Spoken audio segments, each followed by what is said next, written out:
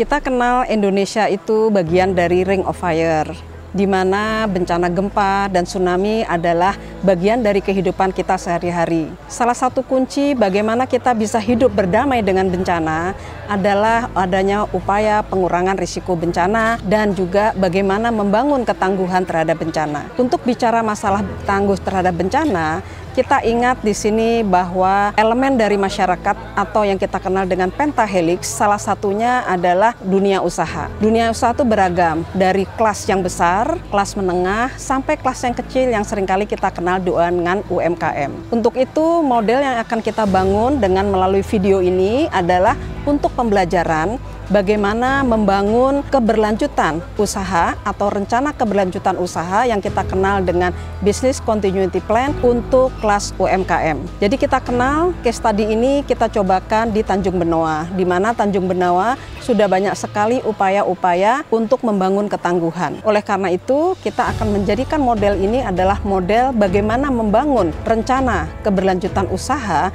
dengan melihat modalitas yang dimiliki oleh elemen-elemen baik masyarakat maupun dunia usaha yang ada di Tanjung Benoa. Tanjung Benoa merupakan salah satu destinasi wisata yang berlokasi di Kuta Selatan, Kabupaten Badung, Provinsi Bali.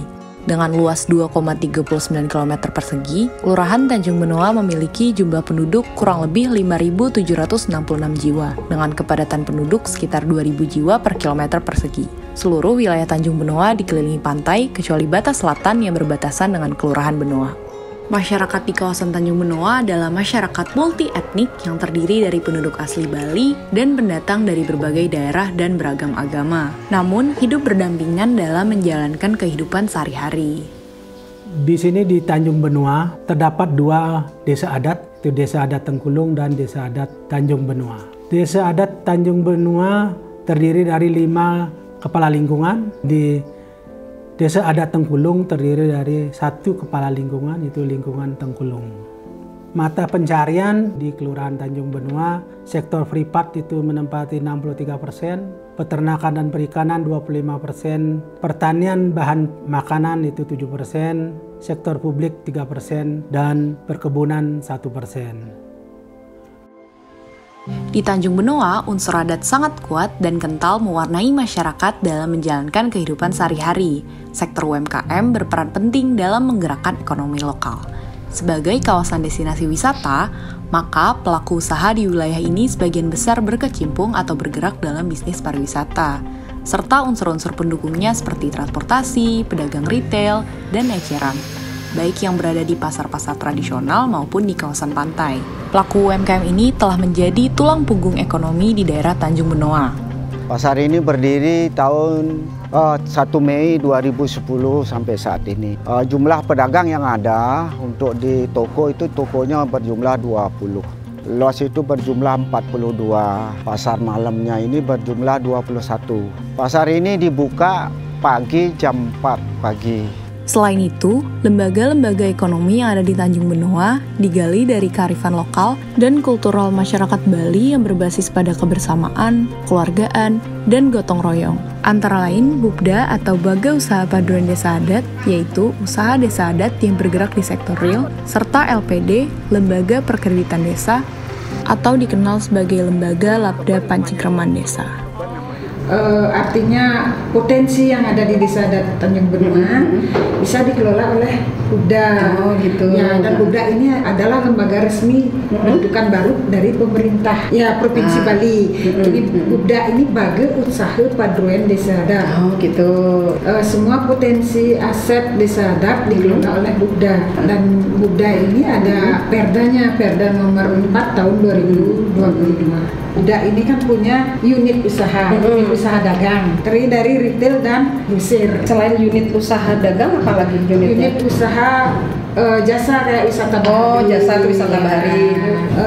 Jasanya ini yang banyak. Kalau produksi kita belum ada, kayak sewa parkir, angkringan kita ada empat angkringan yang kita sewakan sama masyarakat adat. Tanten ini minimarket yang khusus untuk ditempatkan di desa adat.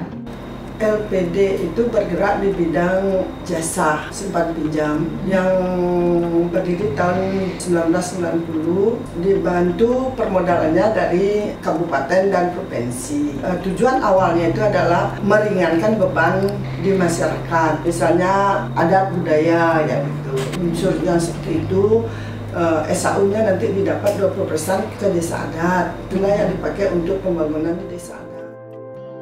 Tanjung Benoa tidak terlepas dari ancaman bencana alam.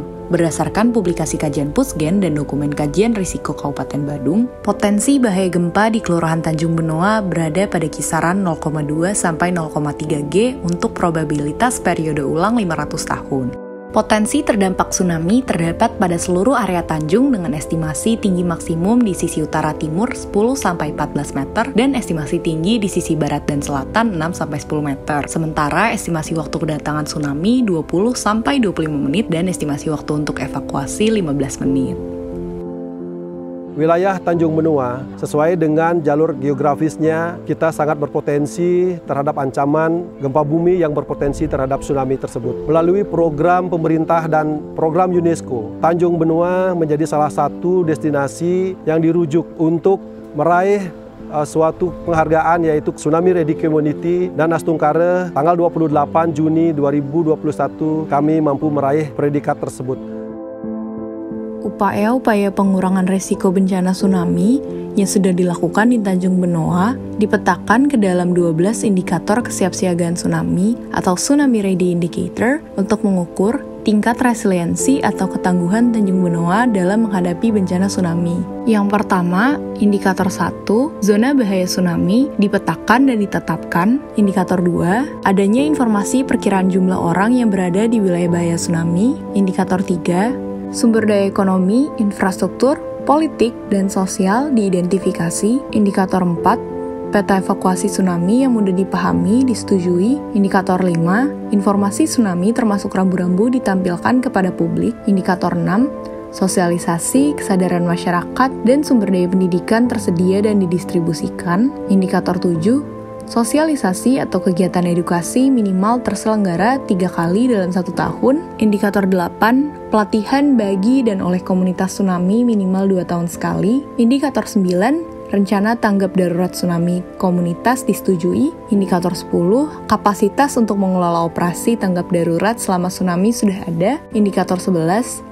tersedianya sarana yang memadai dan andal untuk menerima peringatan dini tsunami dari otoritas yang berwenang selama 24 jam secara tepat waktu. Dan yang terakhir, indikator 12, tersedianya sarana yang memadai dan andal untuk menyebarkan peringatan dini tsunami secara resmi dalam 24 jam kepada publik setempat secara tepat waktu.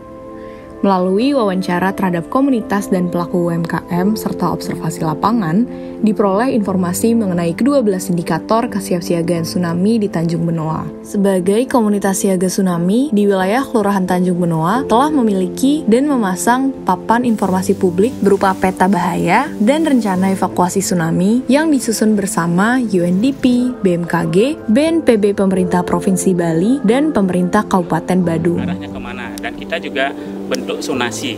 Kalau daerah umpama zonasi yang bagian utara, dia harus berevakuasi kemana bila terjadi tsunami, dan yang bagian barat kemana, seperti itu. Ada rambu-rambunya.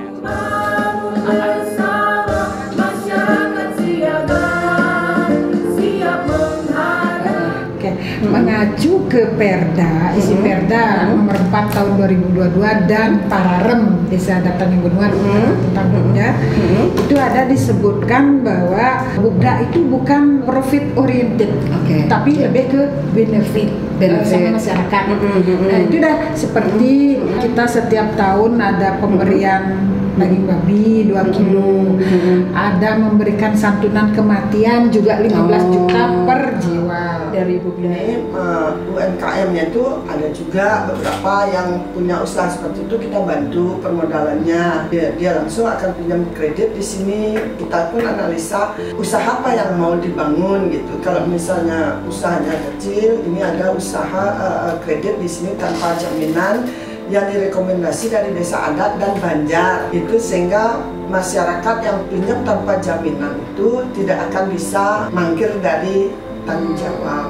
Salah satu contoh bagaimana capacity building yang kita miliki, yaitu kita mengadakan kerjasama berupa MOU dengan 7 hotel yang ada di Tanjung Benua, yang siap siaga, yang akan selalu siap saat untuk membantu kita jikalau terjadi tsunami di Tanjung Benua itu. Sehingga basis mitigasi kita di Tanjung Benua itu yaitu basis mitigasi vertikal, yaitu struktural. Nah, kemudian daripada itu, basis mitigasi non-struktural kita juga kembangkan di Tanjung Benua ini, yaitu kita selalu mengadakan bagaimana kecintaan kita terhadap alam lingkungan kita, terutama alam lingkungan di pesisir kita, yaitu kita tetap mengadakan suatu penghijauan, kemudian maintenance terhadap mangrove, penanaman mangrove, kemudian kita lakukan pelestarian.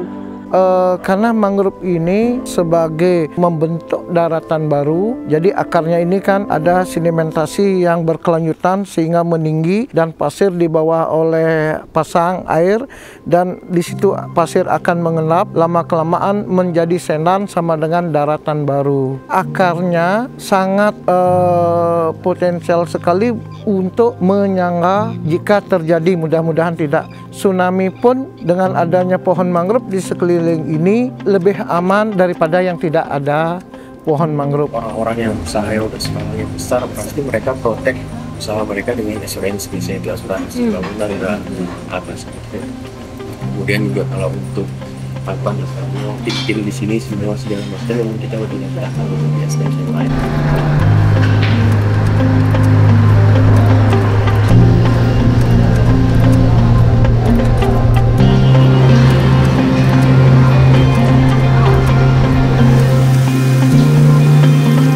Masyarakat apa yang sudah dipasang di wilayah desa adat Tanjung Benua itu seperti rambu-rambu, jalur-jalur evakuasi itu dipelajari. Jika terjadi bencana kemana arahnya. Kita di sini terus terang desa adat kami itu kan flat ya. Intinya kita itu tidak bisa akan lari ke daerah dataran tinggi dengan jarak 5 km itu kan impossible ya. Otomatis kita akan mencari yang vertikal, bangunan yang lebih tinggi seperti hotel. Maka diharapkan hotel-hotel yang akan membangun di Tanjung Benua harus ada rooftopnya.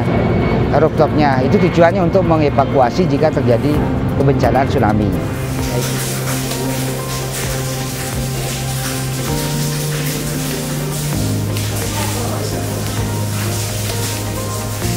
Di Kelurahan Tanjung Benua semenjak di-recognize sebagai masyarakat ready tsunami ya di Kelurahan Tanjung Benua, dan sebelumnya aja kita melakukan kegiatan-kegiatan yang berhubungan dengan kebencanaan, terutama itu diadakan edukasi dari tingkat TK, SD sama SMP. Di satu sisi juga terhadap masyarakat pada saat kita melakukan rapat-rapat di Balai Banjar atau di forum di desa, kita biasanya disosialisasikan juga tentang kebencanaan itu. Ya, pas ada gempa atau gimana kita harus sembunyi di mana gitu, apa gininya itu diajarin di sana. Kalau masalah tsunami, kami kalau mendengar aja kan kami udah ngeri sekali, Bu. Mudah-mudahan ini tidak pernah terjadi di sini. Apalagi kami ini di sini ini diapit dengan laut. Kalau terjadi ini mudah-mudahan tidak. Agak sulit memang kita ini mau kemana gitu loh. Tapi jalur-jalur evakuasi sudah disiapkan oleh pemerintah, di mana kita harus melewati itu, di mana titik kumpulnya, terus bagaimana selanjutnya. Itu sudah diedukasi oleh pemerintah, Bu. Ya, kalau simulasi tsunami ready itu kita pernah ikuti, Bu. Dan saya juga pernah melakukan pelatihan, Bu. Masalah tsunami itu biasanya ada tim yang mengingatkan. Kan ada pemasangan sirine ya. Sirine tsunami ada. Nah, bila pada saat tertentu biasanya 3 bulan sekali sirine itu dicoba oleh tim yang pemasang sirine ya. Juga ada informasi kalau misalkan 6 bulan sekali misalkan dari pengusaha watersport dikumpulkan, nah diceramahkan ya, diceramahin dan nanti kalau ada begini-begini tolong seperti ini. Nah, itu biasa kami terima dari petugas tsunami.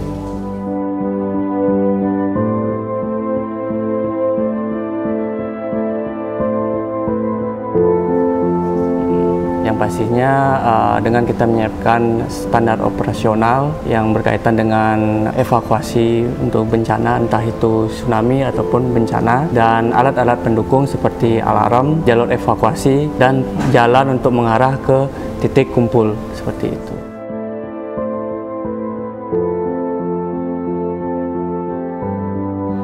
Ya, Kita DPC Gahawisri Badung itu bekerja sama dengan desa adat, berkolaborasi dengan desa adat dan berkolaborasi pun dengan EPRB. Nah, kita selalu setiap ada sosialisasi kita selalu ikut, siapapun walaupun tidak saya ada yang mewakilkan, kita selalu ikut dengan kolaborasi kita agar siapa tahu besok ketika terjadi bencana dalam artian tanda kutip Bu ya, tsunami atau apapun, kita sudah diberikan jalan oleh pengurus EPRB Bali itu. EPRB Bali atau Badung dia. Jadi kita diarahkan kemana. Untuk wisatawan pun juga seperti itu. Ketika terjadi gempa atau apapun, kita sudah diedukasi lah sama EPRB. Ya semua staf kita juga ikut, ada yang ikut untuk mengantisipasi juga hal yang seperti itu.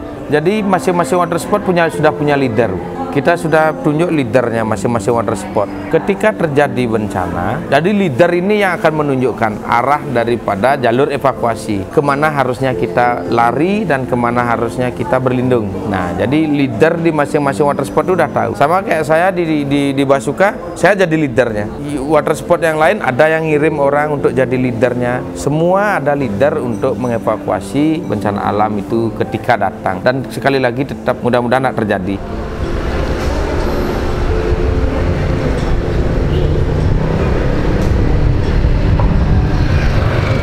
Kan setiap tanggal 26 di Tanjung Benoa ada pencobaan sirine. Jadi mereka nanya, apa itu Pak? Kan keras bunyinya, kita dekat Bu, dari tower sirine sama perusahaan kami, kedengaran jelas sekali. Jadi kebetulan juga pas saya di sana, itu untuk memberikan informasi kepada masyarakat seandainya terjadi tsunami, sirine ini akan berbunyi. Asosiasi di sini kan ada namanya Gahawisri. Jadi segala sesuatu informasi, segala sesuatu yang akan diinin tetap melalui wadah Gahawisri. Jadi dari wadah Gahawisri itu nge-share di grup, jadi informasinya cepat.